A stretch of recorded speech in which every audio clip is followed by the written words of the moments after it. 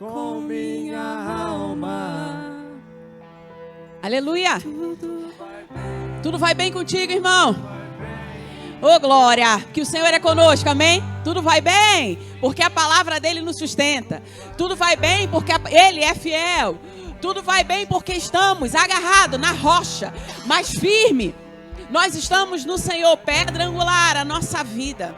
A nossa esperança está em Deus e por isso tudo vai bem. Pai, nós te agradecemos por essa noite, Pai. Te agradecemos porque a nossa confiança está em você, Pai. Senhor, e por mais que ao redor, muitas vezes passamos, Senhor, por tribulações e desafios, Senhor. Sabemos que por dentro nós temos a segurança de que tudo vai bem, Senhor. Porque se estamos em Ti, tudo vai bem. Se estamos na Tua palavra, tudo vai bem. Se temos uma palavra vinda de você, que garante o nosso sucesso, o nosso avanço, o nosso bom êxito, Pai, então nós podemos confessar que tudo vai bem. Muito obrigado, Senhor. Em nome de Jesus. Aleluia. Oh, glória a Deus. Você pode sentar, amém, queridos? Aleluia. Deus é bom na nossa vida, queridos. Ele é maravilhoso. Então, nós estamos de volta aos cultos de quinta com todo vapor, amém? Agora o negócio pegou. Vamos direto. Glória a Deus. Espero que você tenha passado uma boa virada de ano. Eu sei que nos vimos no domingo, mas para quem eu não vi no domingo, sejam todos bem-vindos. Nós teremos uma noite poderosa aqui. E nessa noite nós começamos a falar sobre o tema vida abundante. Fala para quem está do seu lado, vida abundante. Amém. Você vai ver que em muitos cultos aqui da nossa igreja, nós tocaremos nesse assunto. De fato, vida abundante, inclusive, faz parte dos valores do Ministério Verbo da Vida. Não sei se você conhece todos os nossos valores. Se você ainda não conhece, você pode passar ali na frente. Tem um quadro bem grande ali para você ler todos eles, amém? E um deles é vida abundante, porque nós cremos naquilo que Jesus disse, que eu vim para que tenham vida e vida em abundância, amém, queridos? E quando nós falamos de vida em abundante, nós falamos de uma amplitude de coisas, inclusive de prosperidade. E quando se fala de prosperidade, eu sei que você é aluno do Rema, e se não é, vai fazer o Rema. Você sabe que prosperidade é um conceito bem amplo na nossa vida, não é? Prosperidade, eu gosto de falar sobre prosperidade como uma jornada. E prosperidade é você ter uma boa jornada aqui nessa terra. Amém. Eu lembro que eu cresci numa igreja bem tradicional. E eu lembro que a gente achava bonito ser feio naquela época, né? A gente ficava lamentando porque éramos peregrinos e forasteiros. Nós cantava aquela música, né? Eu não sei se vocês conhecem essa música. Meu paletó listrado era de uma listra só, né? Eu era magro que dava dó. Vocês conhecem essa música? Meu paletó listrado era de uma listra só. Mas Jesus entrou no meu deserto, no meu deserto. E a gente cantava esse tipo de coisa, gente. E a gente achava que vida difícil aqui na terra, que peregrinação árdua. Nós sabemos que temos, sim, desafios, que quando você nasceu de novo, sua vida não virou um mar de rosas, de repente. Não existe um pó do pirim-pim-pim, uma loteria gospel, para, de repente, você ficar rico do dia para a noite. Não, existem princípios a serem aplicados ao longo da tua jornada. É por isso que quando falamos de prosperidade, falamos de jornada. Porque é um caminho que você vai caminhando e à medida que você caminha, você vai aplicando esses princípios de prosperidade. E aí você tem uma boa jornada, uma jornada bem-sucedida, ou você tem bom êxito na sua caminhada. Amém? Pergunta para quem está do seu lado. Você quer ter uma jornada bem-sucedida? Você quer ter um bom êxito na sua caminhada? Ou você quer cair no meio do caminho? Não, não queremos, irmãos. Queremos ter bom êxito, né? Queremos que a nossa vida ande para frente e não para trás. Nós não somos caranguejo andando de lado, assim, né? Não, nossa vida anda para frente. Você vai sempre crescente, você está numa crescente, você está vivendo uma vida de prosperidade. Amém? Não é uma vida onde está tudo empacado, onde você está perdido no deserto, vagando. Algumas pessoas falam, mas eu estou o quê? No deserto. Irmão, Jesus fez isso tudo para te tirar do deserto. Já chega, você tem que pensar numa coisa, você não é o povo de Israel. Porque tem gente que acha bonito ler as histórias, né? De fato, a libertação do povo de Israel no Egito foi maravilhoso, mas você não está no Egito, irmão. Você não está no deserto também, não. Você foi retirado de lá e sua vida hoje é uma crescente, é sempre para frente. Sempre andando, sempre caminhando. À luz o quê? Da palavra. E quando você está na palavra, a palavra te sustenta. Eu digo para você, a minha caminhada, amanhã, inclusive, eu vou fazer aniversário. Amanhã eu vou fazer 41 anos, amém, queridos? E, inclusive, esse meu aniversário de 41 anos faz todo sentido para mim. Porque acho que é o aniversário que eu vou comemorar com mais alegria do mundo, irmãos. Porque eu nasci, depois nasci de novo em Cristo Jesus, depois eu renasci com os 40, irmão. Amém, queridos? Porque o diabo tentou me perturbar. Eu falei, não, aqui enverga, mas não quebra, não. Vou não, irmão. Você conhece aquele filme Duro de Matar? Pois é, assim, queridos. Vou não, irmãos, vou não. Comigo não tem essa, não. Amém? Então, comemoro 41 anos vibrando e você comemora comigo também. Porque eu vou viver muitos e longos anos nessa terra. Amém? Já falei com vocês, meus 50 anos vai chegar e você lembra do tema do meu aniversário? Meio século de glória. Amém? Quando eu fizer 50, vai ser minha festa de 50. Então, você vai esperando que eu vou te convidar. Mas até lá, nós vamos comemorando aniversário por aniversário. Mas eu digo para você, queridos, desde o dia em que eu recebi Jesus e que eu entendi esses princípios de prosperidade, eu não vou dizer para você que automaticamente tudo foi resolvido na minha vida. Mas eu vou dizer para você, eu vivi uma vida de glória em glória. Eu vivi uma vida onde eu vi a minha vida avançar e não voltar para trás. Amém? Porque em Cristo Jesus, mesmo que às vezes pareça que você está voltando para trás, se você permanecer firme, você vai ver que você vai estar dando passos longos para frente. Amém? A nossa vida, é claro, ela é feita de estações. Hoje eu posso olhar para a minha vida e posso ver a mão de Deus na minha vida, nas diversas estações da minha vida. Mas quando eu olho para ela, eu posso testemunhar. Em todas as estações, a mão do Senhor estava comigo. E ela estava me trazendo o quê? Para frente. Você pode pensar na vida de José, por exemplo. A vida de José, José era temente a Deus. Era ou não era? José escolhia a palavra de Deus, escolhia os princípios da palavra de Deus. E ele se agarrando com a palavra de Deus. Mesmo quando parecia que ele estava no poço, acabado, a Bíblia diz, e José prosperava, porque a mão do Senhor era com ele. Ele estava na casa de Potifar, escravo, prosperando. Ele estava na prisão. Gente, na prisão. Ele conseguia governar onde ele estivesse, irmãos. Você está entendendo? O homem era tão tinhoso que ele foi para a prisão e na prisão ele se tornou um homem dos mais importantes da prisão. É tipo assim, não importa onde eu estou. Eu vou prosperar aqui, vou governar aqui. É isso que a gente tem que agarrar para a nossa vida. Prosperidade é você saber disso na tua jornada. É você saber que você pode estar até no fundo do poço. Você pode estar até na prisão, no sentido de José literal, né? Mas no seu caso pode ser uma situação difícil. Mas lá nessa situação difícil, você pode chegar lá e dizer, eu posso estar até aqui, mas até aqui eu sou governador. Amém, queridos? Porque prosperidade, ela tem muito a ver com o que você tem por dentro. E que também é transbordante para o quê? Para a sua mentalidade. Primeiro você agarra essa verdade por dentro. Prosperidade é igual cura. Como é que é? Primeiro você agarra que você nasceu para viver vida plena e longa aqui dentro, no espírito. E depois isso transborda para o seu corpo natural, o mortal. Prosperidade é assim também. Primeiro você agarra que você tem uma vida próspera e plena aqui por dentro. E isso transborda para o lado de fora. Para a tua mentalidade, para aquilo que você fala. É uma realidade que primeiro é legal para você e você deixa ela alcançar todas as áreas da sua vida. Amém, queridos? Então, é muito importante primeiro você se agarrar e se alimentar dessas verdades no seu espírito. Porque enquanto você não se agarrar lá dentro, você vai viver uma mentalidade, daqui passa para cá. Você vai viver uma mentalidade miserável nessa terra. Sempre achando que está faltando. Sempre olhando para aquilo que você não tem, ao invés daquilo que você tem. Sabe aquela pessoa que não consegue ser grata por nada? Ela pode ter tudo, mas ela só vai ver o quê? A desgraça. Porque ela é condicionada a ver desgraça. Ela pode ter um monte de coisa boa que está acontecendo na vida dela, aí ela vai focar o quê? Num pedacinho de coisa ruim. Porque é uma mentalidade miserável. Ela quer ver o que? Desgraça. Ela quer ter para o que reclamar. Pergunta para quem está do seu lado, você está procurando aquilo para que reclamar? Porque tem gente que está procurando. Ah, não, deixa eu ver o que eu vou reclamar hoje. Isso é o quê? É uma mentalidade miserável. Mas uma mentalidade de prosperidade está procurando aquilo para que Ele dá glória.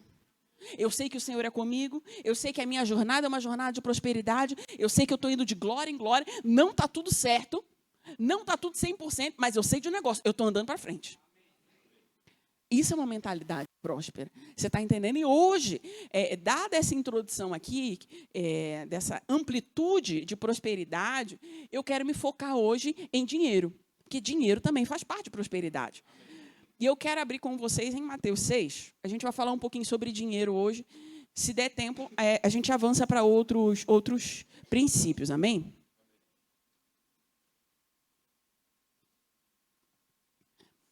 Apesar da nossa religiosidade em se falar de dinheiro, a Bíblia ela fala muito sobre dinheiro.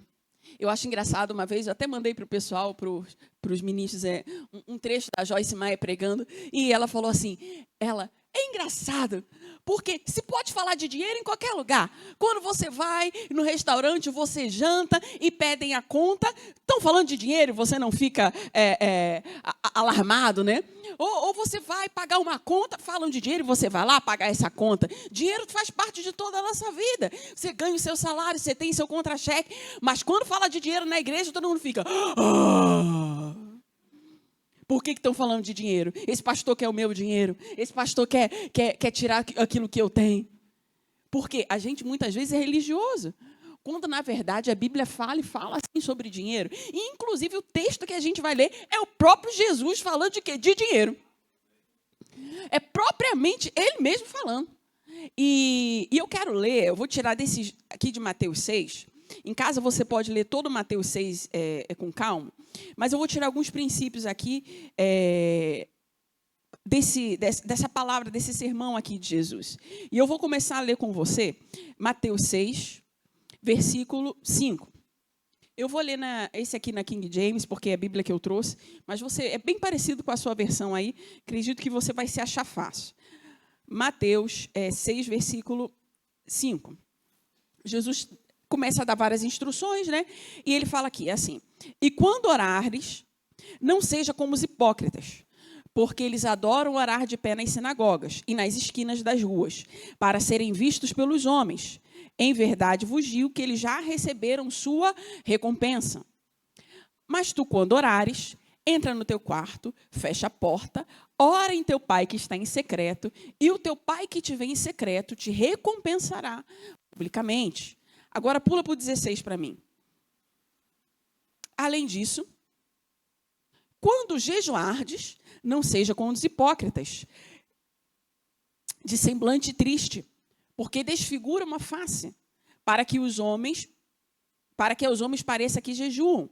Em verdade, vos digo que já receberam a sua recompensa. Tu, porém, quando jejuares, unge a tua cabeça, lava a tua face, para não pareceres aos homens que jejuam, mas o teu pai que te vê em secreto, mas a teu pai que está em secreto, e o teu pai que te vê em secreto, te recompensará publicamente. Agora, preste atenção aqui comigo, nessa passagem aqui que eu li com você. É bem aceito por nós que Deus, quando nós oramos, Ele olha a nossa oração. Amém? Na verdade, existe até um jargão que as pessoas falam sobre o teu secreto, né? Eu fui para o meu secreto com Deus. Então, a gente usa muito isso quando se fala de oração. Porque é bem aceito pela gente que quando Deus ora, quando a gente ora, Deus nos ouve ou nos vê. Amém? Afinal de contas, se a nossa oração não for ouvida, não faz sentido. Porque se você pensar, todo mundo ora. Pessoas de diversas religiões, esotéricos, ou de diversas religiões oram. A questão é que eles oram para um Deus morto. E por que a nossa oração faz diferença? Porque nós oramos para um Deus vivo que nos ouve. Amém? Então, esse é um princípio básico da oração. Qual é o princípio básico da oração? Eu oro para um Deus que me ouve. Porque senão não tem sentido orar por orar. Amém? E nós concordamos também que a oração, ela não deve ser feita para chamar a atenção. Mas nós falamos sobre o nosso momento secreto. O nosso secreto com Deus. O que é o secreto com Deus? Aquele momento de comunhão. Ele fala, entra no teu quarto, fecha a tua porta, que o Deus que te veio em secreto, ele te recompensará. Então, a Bíblia fala que quando você ora, Deus está te vendo. A Bíblia fala também que quando você jejua, igualmente também. Quando você jejua, você não precisa fazer isso publicamente. Você pode jejuar no seu tempo, ali da sua maneira, e entre você e Deus. Aquela coisa íntima com Deus. E ele está aqui criticando aquelas pessoas que faziam isso publicamente a fim de serem elogiadas. Agora, o princípio que eu queria pegar dessa passagem é esse. Nesse momento aí, nesse iniciozinho. Quando eu oro, Deus me vê. Quando eu jejuo, Deus me vê também. Mas você sabe que quando você semeia, Deus te vê também? É porque a gente muitas vezes não atenta para isso. Mas agora eu quero voltar com você em Mateus 6, agora no versículo 2. Você vê que o mesmo princípio que ele usa para quando orares, quando jejuares, ele vai falar sobre o dar. Ele botou tudo no mesmo pacote. Ele falou assim, o Deus que te vê quando você ora, o Deus que te vê quando você jejua, é o Deus que te vê quando você semeia. Amém, queridos? Ele diz assim no versículo 2, quando, portanto, deres esmolas, não toque a trombeta diante de ti como fazem os hipócritas nas sinagogas e nas ruas, para serem glorificados pelos homens. Em verdade vos digo que eles já receberam sua recompensa. Mas tu, quando deres esmola, não deixa a tua mão esquerda saber o que faz a tua mão direita, para que a tua esmola seja feita em secreto. E o teu pai que te vê em secreto, ele mesmo te recompense publicamente. Olha que coisa maravilhosa. Às vezes nós falamos assim, não, mas Deus, ele não se importa com o que eu faço com o meu dinheiro. Eu pergunto para você, será que isso tem base bíblica? Às vezes nós pensamos assim, não, mas Deus, ele não se importa que como eu ajo com o meu dinheiro. Não é bem assim. A Bíblia fala que a maneira como você dá também, aqui ele usa esmola, mas esse princípio sobre dar, ele serve para tudo. Pode ser sua oferta, dar a esmola, dar o seu dízimo, dar em maneira geral. Quando você dá, o Senhor está ali, olhando para o que você está fazendo e como você está fazendo. Isso significa que usar o dinheiro precisa ser de uma maneira sábia. E com o coração correto, e que Deus se importa sim da maneira como você usa seu dinheiro. Porque senão eu não estaria orando para isso. A Bíblia estaria dizendo, quando você ora, Deus está olhando. Quando você jejua. Não, mas quando você usa o seu dinheiro, aí você pode usar de qualquer maneira, porque Deus não está nem aí. Não é bem assim, não. Amém, queridos? E aí eu quero ir com você para uma passagem que comprova exatamente isso que eu estou falando, antes da gente voltar de novo para Mateus. Vai comigo em Marcos 12, 41. E você vai ver que essa passagem combina exatamente com o que eu estou ensinando para vocês aqui, em relação a Deus olhar a maneira como você semeia. Amém? Diz assim, Marcos 12, 41. Jesus, de novo, assentado diante do gasofilácio, observava Jesus como o povo lançava ali o dinheiro. Então, Jesus estava sentado aonde? Próximo ao gasofilácio. Gasofilácio é uma palavra difícil, mas é aquele negócio que estava aqui, onde o povo semeava. E Jesus não tinha um lugar melhor para sentar, não. Ele resolveu sentar ali. Você imagina uma reunião aqui como a nossa. Jesus se levantou, não tinha outro lugar. Ele quis sentar ali, ficou olhando. Você imagine a situação. Porque a gente fala assim, não, eu não quero ser julgado. Não, eu não quero que fique olhando como eu dou a minha oferta. Pois Jesus parou tudo e foi olhar como o povo estava ofertando. Está escrito na Bíblia, irmão, exatamente assim com todas as letras. E a Bíblia diz que ele estava analisando. Se imagine num culto como esse. O gasofilácio aqui na frente, vem Jesus, senta e fica olhando. Aí vem o da oferta, ele está fazendo aqui, estou observando o quê? Estou observando como tu está dando oferta. Você está entendendo isso, irmãos? Aí a Bíblia estava dizendo que ele observava como o povo lançava ali o dinheiro. Está falando de dinheiro. E estava falando que Jesus estava olhando? Sim, ele estava olhando sim. E aí continua. Ora, muitos ricos depositavam grandes quantias. Vindo, porém, uma viúva pobre, depositou 2 pequenas moedas, correspondentes a 1 quadrante. E chamando seus discípulos, disse-lhes: em verdade, vos digo que a viúva pobre depositou no gasofilácio mais do que fizeram todos os ofertantes, porque todos eles ofertaram do que lhes sobrava. Ela, porém, da pobreza, deu tudo quanto possuía, todo o seu sustento. Agora, vamos lá. Já falei para você que Deus, ele analisa aquilo que você faz com o seu dinheiro. E Jesus parou, eu não sei exatamente como era o gasofilácio daquela época, mas que ele sentou e ficou observando lá, ele ficou. Amém, queridos? Não sei se tinha rodinhas igual o nosso aqui, algo assim, mas que ele ficou lá, ele ficou. E é engraçado que a Bíblia diz que todos ofertaram do que lhes sobrava. E Jesus, obviamente, reprovou aquilo. É claro que, quando a gente fala dessa passagem, muitas pessoas, elas param ali para dar uma ênfase muito grande às duas moedinhas da viúva. Isso me dá uma raiva enorme. Porque Jesus, essa passagem não está aqui para falar das 2 moedinhas da viúva. Fala para quem está do seu lado. O assunto não é moedinha. Ele não parou para dizer assim, e aí a gente para e fala, irmão, não, olha, você pode dar só as tuas 2 moedinhas. E aí todo mundo fica vidrado naquela moedinha. Meu Deus, a moedinha. Ah, eu não vou ter nada nessa vida. Só essa moedinha. Ah. Irmãos, essa passagem não tá, a ênfase dessa passagem não é a moedinha. A ênfase dessa passagem são os corações. Ele estava dizendo, Jesus observava os corações. E ele está dizendo, o coração que dá só aquilo que sobra não serve. Se no seu coração, quando você lida com dinheiro, a tua semeadora é sempre aquilo que sobra, é sempre resto, e não tem dinheiro, não tem sacrifício envolvido, não serve. É disso que ele está falando. Amém? Agora, se também a sua oferta, como lá em Mateus 6, está ligado a querer aparecer, a fazer diante dos homens, também não serve. E isso tudo são posturas do quê? Do coração. Jesus, ele está analisando aqui coração. E aí as pessoas ficam tão vidradas na moedinha da viúva, que elas nunca conseguem dar uma oferta ousada na vida. Quando, ao contrário, se você quiser aprender alguma coisa com a viúva, é aprender a ser ousada em fé, porque ela deu tudo que ela tinha. As pessoas querem aprender com a viúva e acham que estão aprendendo sobre moedinha, não. Mas o que a viúva está ensinando é ser alguém que ela confia tanto no Senhor, que dá tudo o que tem. Essa passagem, irmãos, fala sobre ofertas ousadas.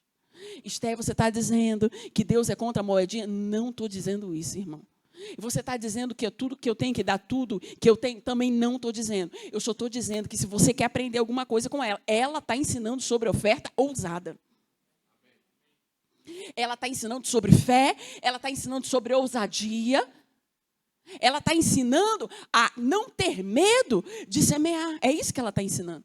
Ela está ensinando que quando todos os outros estavam comendo, dando do que lhe sobrava, ela foi lá e foi ousada, sabendo que o Senhor a sustentaria. É isso que ela está aprendendo, está ensinando comigo, com você. Você está entendendo isso? Então, vamos continuar, vamos avançar. Vamos voltar lá para Mateus 6, a gente avançar um pouquinho lá.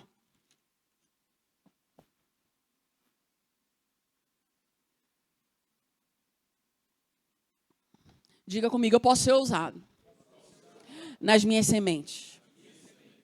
2025 chegou e eu vou ver em mentalidade de prosperidade em todas as áreas da minha vida, inclusive no dinheiro.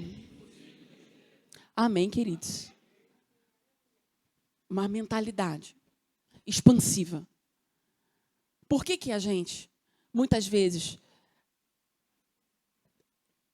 não tem pena de investir em tanta coisa? Mas para o Senhor, qualquer coisa serve.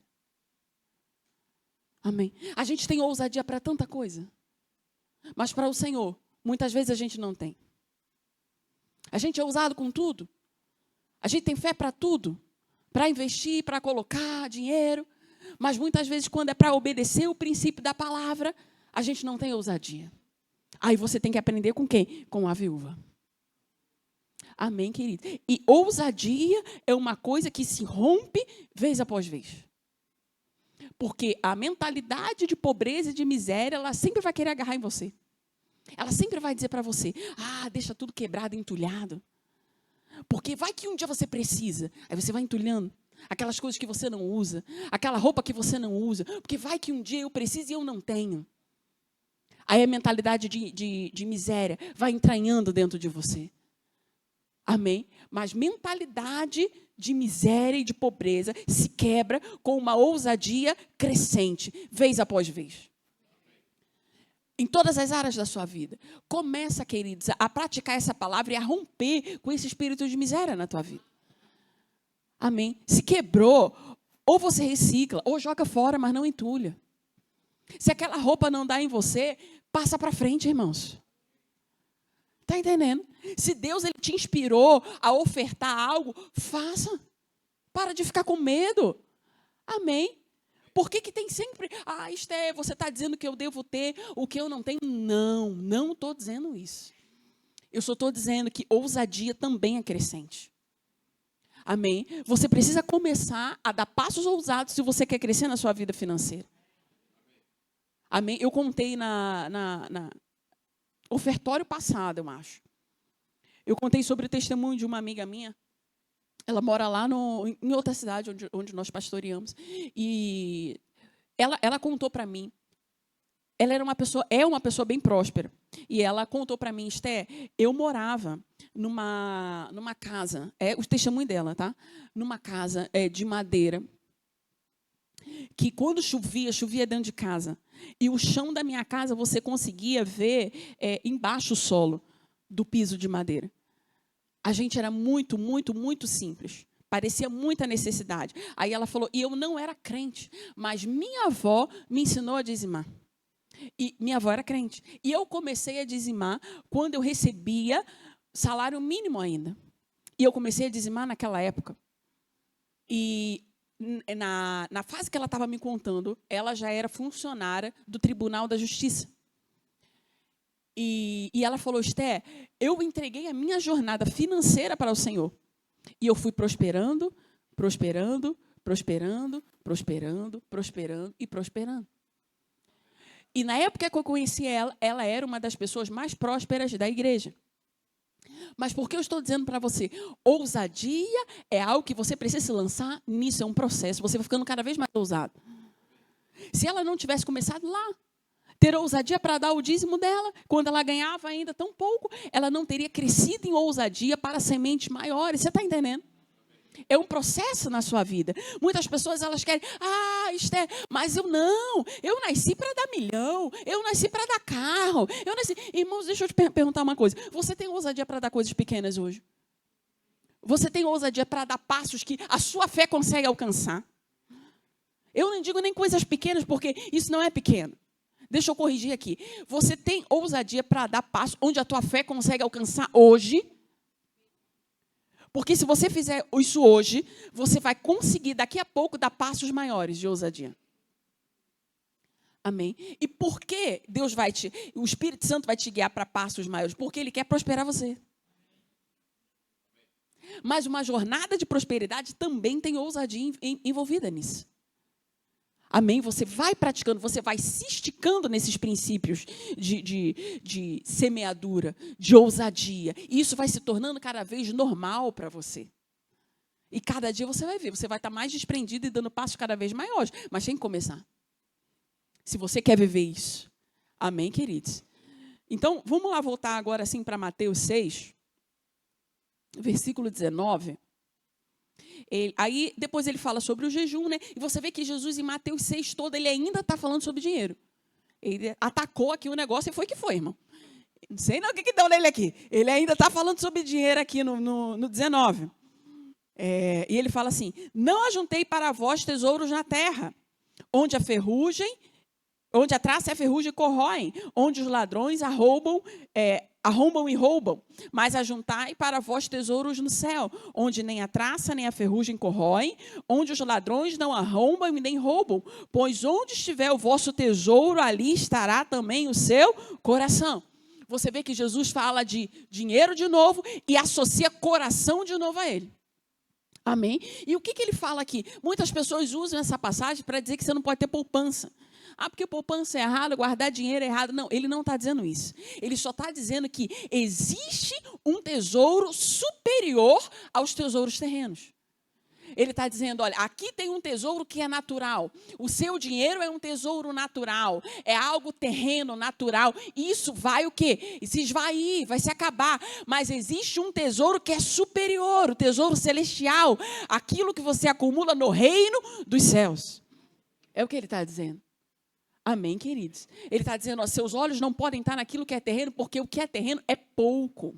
É pouco demais, irmãos. Dinheiro tem valor? Tem, mas comparado àquilo que é celestial, é pequeno. Amém. É o que ele está dizendo, olha, fixa seus olhos naquilo que é celestial e é eterno. Porque a tua jornada aqui na terra, ela vai ser pequena. Mas a tua eternidade no céu, qual o galardão que você vai receber lá no céu? Tem gente que está muito apegada com aquilo que é terreno. Mas eu sou muito apegado com as minhas coisas. Mas as minhas coisas. Você tem que cuidar das suas coisas, sim. Mas não se apegue demais, irmão, porque isso vai ficar. É o que ele está dizendo aqui. Você não vai levar com você, irmão. Você chegou sem nada e nu nessa terra. Eu vou dizer para você, você vai assim, irmão. Seja arrebatado ou enterrado. É assim que você vai. Amém? Então, tudo isso que muitas vezes que nós damos valor demais diante de Deus, não tem tanto valor assim. É o que ele está dizendo. Amém? E aí ele continua no 24. Nenhum homem pode servir a dois senhores, porque há de odiar a um e amar ao outro, ou se apegará a um e desprezará a outro. Não podeis servir a Deus e a Mamom. Tem outras traduções que são até melhores que a minha, que fala que não podeis servir a Deus e às riquezas. Ou não podeis servir a Deus e ao dinheiro. Tem uma tradução que até fala assim, não sei se é a sua, mas algumas. NBV fala essa aí e outras aqui eu não anotei. Então, quando Deus fala sobre dinheiro, ele também diz assim, um princípio essencial que você precisa pegar para a sua vida. Dinheiro não serve para ser Deus. Olha ali, não podeis servir a Deus e ao dinheiro. Por quê? Dinheiro não serve para ser Deus. Ele serve para qualquer coisa. Ele serve para pagar suas contas, irmãos. Ele serve para você ter uma vida confortável. Mas para ser Deus, não serve. Deus só tem um só. Ele fala, você não pode ficar dividido. Servir a Deus e as riquezas. Não, Deus tem um só. O dinheiro é apenas uma ferramenta. Para você fazer o reino de Deus crescer, para você viver uma vida confortável nessa terra, mas para ser Deus não serve. Porque a Bíblia fala que o seu coração, ele não pode ficar dividido. Só pode sentar um no trono do seu coração.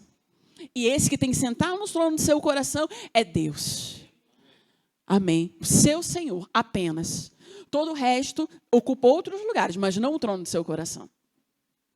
E aí sim, no versículo 25. Aí depois de ter falado isso tudo, é porque a gente só leu o 25. Mas o 25 é depois de ele ter falado isso tudo. Depois de você, só voltou ele falar, depois de você ter entendido isso tudo, aí sim, eu por isso vos digo, não vos preocupeis com a vossa vida, pelo que haveis de comer ou que pelo que haveis de beber. Nem quanto o vosso corpo pelo que haveis de vestir. Não é a vossa vida mais do que a comida, e o vosso corpo mais do que os vestuários?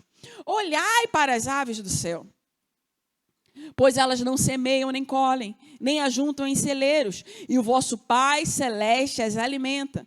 Não sois vós muito melhores do que elas? Mas quem de vós, com as vossas preocupações, poderá acrescentar um côvado da sua estatura? E aí Deus começa a falar, depois de você saber isso tudo, pensa numa coisa, Deus se cuida das aves, Ele vai cuidar de você. Você não precisa ficar ansioso por causa de dinheiro. Você não precisa ficar preocupado com a sua vida, porque Deus está cuidando de você. Depois que você sabe isso tudo, você precisa lembrar que Deus ainda cuida da sua vida financeira. Deus ainda cuida do seu sustento.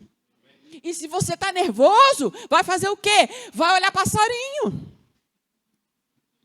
Olha para o passarinho e lembra que se Deus cuidar das aves, vai cuidar de você também. Está nervoso? Vai olhar a plantinha. Olha para a plantinha e vê que se Deus cuida assim, os lírios do campo, vai cuidar de você também. Porque Ele é fiel e que você não está esquecido. Agora, tem uma coisa que eu esqueci de falar e eu vou terminar com isso. Quando eu estava falando com vocês, logo no princípio acima, que o dinheiro não serve para ser Deus, né? E que nós não devemos acumular tesouros nessa terra, porque vale muito pouco, né? Nossa vida, nosso âmago da nossa vida não deve estar nisso. Eu me lembrei de 1 Timóteo, eu quero lá com você, para a gente fechar a ministração de hoje.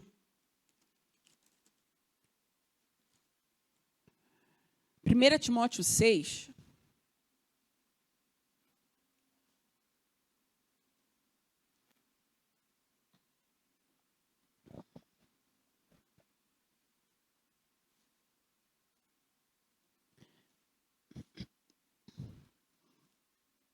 Eu vou ler na revista atualizada. Olha só. Ora, os que querem ficar ricos caem em tentação e cilada, e em muitas concupiscências insensatas e perniciosas. Na NVT fala desejos tolos e nocivos, os quais afogam os homens em ruína e perdição, porque o amor ao dinheiro é a raiz de todos os males. E alguns, nessa cobiça, se desviaram da fé e a si mesmos se atormentaram com muitas dores. Então, aqui nessa passagem, nós estávamos falando sobre os tesouros terrenos e eu me lembrei dela. Porque aqui nessa passagem, ela fala exatamente sobre aqueles que querem ficar ricos, aqueles que amam o dinheiro a qualquer custo, aqueles que o norte da vida deles, ou a maior desejo da vida deles é chegar no 1º milhão e eles vivem para isso. A Bíblia diz que essa pessoa aí, que ela ama o dinheiro a qualquer custo, ela vai cair em várias tentações e ciladas e insensatas, com desejos insensatos e perniciosos. E vai se afogar na ruína e a perdição. Porque o amor ao dinheiro, de novo, ele associa de novo, dinheiro ao que? A coração. Então, a maneira como você usa o seu dinheiro está sempre associada com aquilo que você tem no seu coração. A sua carteira é um reflexo daquilo que você tem por dentro. Porque a Bíblia sempre faz aquela associação. Então, isto é como eu vou saber com aquilo que eu tenho por dentro, segue o rastro do seu dinheiro. Vê com o que você está gastando, que você vai ver o que você tem por dentro. Está entendendo? Ele fala de novo. O amor ao dinheiro é a raiz de todos os males. Ele associa de novo dinheiro com aquilo que você tem no coração, aquilo que você ama. Mesma coisa que Jesus falou em Mateus 6. Amém, queridos? E aí ele fala, alguns nessa cobiça. Agora, preste atenção. Ele fala sobre alguns. Algumas pessoas se envolveram com cobiça e se desviaram da fé. Significa que alguns não são todos. Uma outra parte não usou o dinheiro de maneira cobiçosa e não se desviou da fé. E essa parte somos eu e você. Você está entendendo? Ele fala, alguns, nessa cobiça, se desviaram da fé. Diga assim comigo, eu não. Que não somos eu e você. Amém, queridos? Não somos esses. Eu não me incluo nesses. Eu não sou desses avarentos. E eu também não vou me desviar na minha fé por uma coisa que vale tão pouco. Amém? Alguns se desviaram da fé. E ele diz, a si mesmo se atormentaram com muitas dores. Diga comigo, a si mesmo se atormentaram. Eu acho engraçado essa expressão. Porque você sabe, muitas pessoas elas querem ficar rico e elas querem dinheiro rápido e acabam sendo idiotas. Não é assim, irmãos? Elas começam a acreditar em qualquer coisa. Elas ligam a televisão e qualquer coisa que aparece lá no YouTube de dinheiro fácil, sem precisar trabalhar, elas começam a acreditar. E aí a Bíblia fala, aqueles... eles são... Deixa eu voltar aqui. A si mesmo se atormentaram. Quem atormentou eles foi Deus. Quem atormentou eles? É Jesus que atormentou eles. Não, eles mesmos agarraram a cobiça, começaram a acreditar em um monte de coisa idiota, e eles mesmos se atormentaram. Mas muita vontade de sofrer, né, irmão? Fala para mim. Não, eu vou me atormentar. Eu vou. Significa que, se você não usar o seu dinheiro de maneira certa, você mesmo pode se atormentar. E aí fica clamando, Deus me ajude a sair dessa tormenta, e ele está olhando e está dizendo, quem é que está se atormentando? Sou eu? Não, é você. Que se enfiou nesse buraco aí. E está se atormentando com muitas dores. Eu costumo dizer uma frase minha, eu falo para o Tiago, que todo mundo que quer ser muito rico, eu não sou contra a riqueza, irmãos, você me conhece, mas nesse sentido de avareza que eu estou falando aqui para vocês, amém, queridos? Todo mundo que quer ser muito rico e muito bonito acaba ficando idiota. Não, é sério, irmãos? Eu vejo cada mulher com botox que eu fico falando, meu Deus, é um monstro ou uma pessoa? Porque a gente fica assustado. Eu lembro que uma vez eu fui num restaurante aqui, comemorar um aniversário de uma pessoa, e eu entrei cumprimentando o pessoal e eu olhando para baixo, e tinha uma pessoa lá no jantar que eu não conhecia, mas ela tinha um botox tão grande que quando eu olhei, eu dei um pulo para trás, e eu não consegui disfarçar. Eu fiquei tão apavorada com aquela cara esticada, que eu falei, meu Deus, eu não consegui disfarçar olhando para a cara da mulher. De onde saiu o bom senso para tanto botox, pelo amor de Jesus, irmãos? Alguém explica que aquilo parece uma caveira? Dá para desenhar uma caveira e dá para mostrar que está aparecendo, irmãos? Em nome de Jesus. Porque até para a beleza você precisa ter bom senso, irmãos. E aí o povo perde o bom senso, fica todo mundo doido. A mesma coisa acontece o quê? Com o dinheiro. Por que muitas vezes a gente é enganado com o dinheiro? Porque às vezes a gente acha que existe uma forma fácil de viver uma coisa que a Bíblia diz que é uma jornada. Às vezes a gente acha que tem um pó do pirim-pim-pim numa situação que a Bíblia diz que é uma vida de prosperidade. Uma vida de aplicação de princípios. Aí a gente cai em qualquer conversa. Aí vai, não, porque isso aí é dinheiro fácil. Ah, não, você não sabe. Porque agora tem esse investimento e tem outro investimento. Irmãos, eu não sou contra o investimento, mas você tem o Espírito Santo dentro de você. Amém? Então, ore. Para você não se enfiar em conversa fiada. Amém, queridos? Porque aquilo que parece uma grande conversa, que vai salvar a tua vida, pode te enrolar. E aí você pensa, meu Deus, como é que eu vim parar aqui? É porque eu não sou o Espírito Santo. Porque se eu fosse, eu perguntar, adivinha, como é que tu veio parar aqui? Né? Mas ele vai ser mais delicado com você e vai te ajudar a sair dessa. Mas adivinha como é que você veio parar nesse rolo aqui? Porque se orasse antes, não ia parar no rolo. Se buscasse os princípios da palavra antes, não ia parar no rolo. Mas a gente não quer. A gente quer, não. Vamos embora. É dinheiro, vamos lá. Nasci para prosperar. Aí se enfia em qualquer coisa. E depois fica clamando sangue. Amém? Senhor, me tira daqui. Ele é misericordioso. Porque não sou eu. Porque se fosse eu, pá. Tô brincando, irmão. Não ia te afundar mais, não. Tô brincando. Mas que dá vontade, dá, irmão. Mas o Espírito Santo vai lá e te ajuda a tirar de lá. Aí ele fala, vai para a igreja. Porque lá na igreja você vai ouvir uma palavra de prosperidade. Você vai aprender sobre como usar o seu dinheiro. E não vai fazer burrada de novo. Olha como é que ele é maravilhoso. O Senhor com a nossa vida. Amém, queridos? Precisamos pensar nisso. Nessas coisas. A maneira como você usa os seus recursos é muitíssimo importante. Eu vou ler 2 versículos para você de Provérbios. Provérbios 13. Não, vou ler um só. Você não precisa abrir, eu vou ler com você aqui. Provérbios 13 e 11. Vou ler em 2 traduções. Primeiro na revista atualizada. Os bens que facilmente se ganham, esses diminuem. Mas os que ajuntam a força do trabalho terá aumento. Sabia que estava escrito na Bíblia, irmão? Vou ler para você na NVT. O dinheiro ganho por meios ilícitos logo acaba. A riqueza conquistada com trabalho árduo cresce com o tempo. Oh, meu Deus do céu! Amém.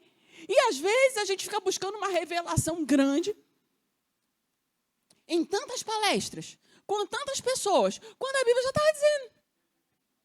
Ou o dinheiro gasto recebido ilicitamente. Ou o dinheiro fácil, meu irmão, do jeito que chega, vai embora. Mas o dinheiro que vem com o trabalho árduo, você vai crescendo com o tempo. Você vai prosperando. Até porque, irmãos, quantas vezes você já viu? História de gente que ganhou um dinheirão. E você fala, essa pessoa nunca vai ficar pobre. Ficou.